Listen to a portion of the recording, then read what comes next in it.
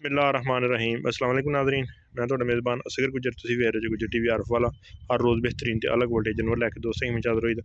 अज माशाअल्लाह बहुत ही खूबसूरत बाबे सतले खां भट्टी उन्होंने डेयरी दे विच एक झोटी दो सेल करना चाहते हैं तो दोस्तों ने झोटी विखाने। यह सारियां मज्झां उन्होंने घर दियां। यह दूसरी साइड से भी है बाड़ा भी, यह घोड़ी भी इस साइड से तो जी सारियां माल तो झोटी एक दोस्तों विखाने।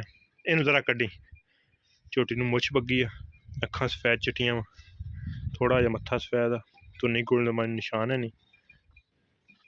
पैर दोस्त चेक कर सकते।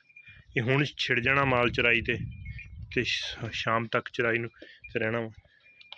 झोटी थन पूरी मुठ दा वा, दोस्त चेक कर सकते कितों ऐल बाहर शुरू होंदा पिया पिछे तक आ रहा।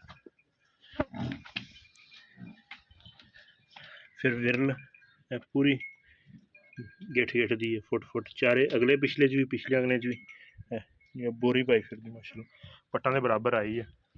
पुछांगे किन्ने दिन कढ़दी कमाई जरा उरली साइड घुमा किंगरी वाला सिंह हर गल। पहला सूआ सुना ना मालकां दी ज़बानी पुछांगे पहला सूआ तो किन्ने दिन सूण दे कढ़ जाने? तकरीबन 15 दिन कढ़ जाएगी। दिन दुन लिखे या वैसे ही है?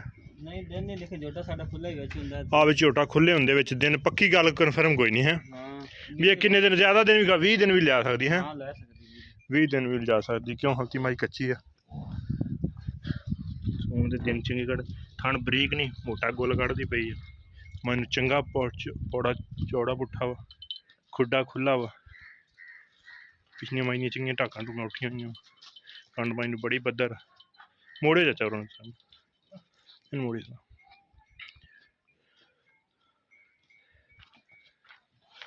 माई दी नस्लदार दोस्तों सामने छोटी जी बूथी है तो धुन्नी का मन निशान है नहीं बिल्कुल।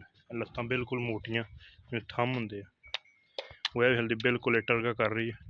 मैंने सूण का नहीं पता, झोटे बिच होंदे खुले दिन लिखे नहीं गए, अंदाज़ा नहीं है मैं किन्ने दिन कढ़दी किन्ने। ते पुछल बिल्कुल बरीक धागे वर्गी है।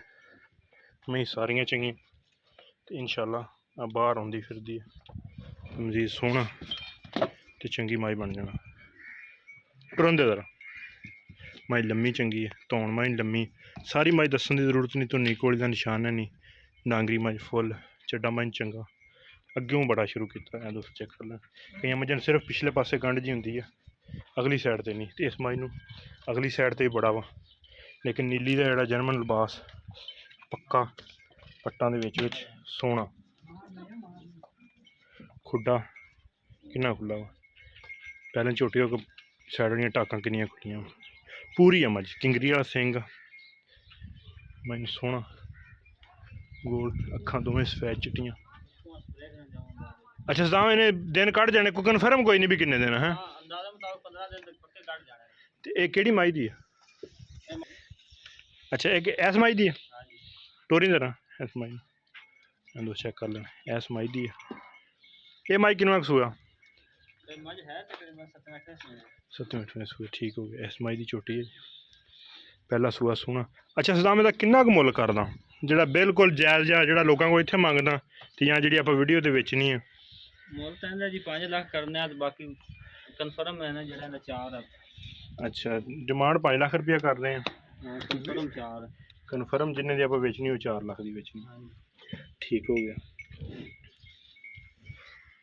एक गेड़ा तो होर कढ़ा दें पहले झोटी आ सूण दे विच हल्दी माई ने पुड़े भी नहीं नवाए झोटी ने, थणा तो भी नहीं ढिली भी नहीं हुई, लेकिन माई नस्लदार जी बहुत ही सारी सूण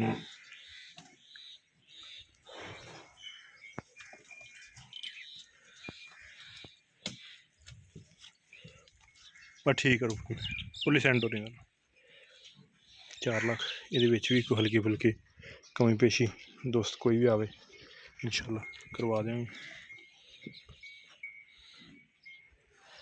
फुल मान की अख पिछले पैर दोवें सफैद लत्त किड्डी किड्डी मोटी नस्लदार ताली है बेनसली नहीं गी। डिमांड 5 लाख जी फाइनल जी गल वो 4 लाख रुपया वा।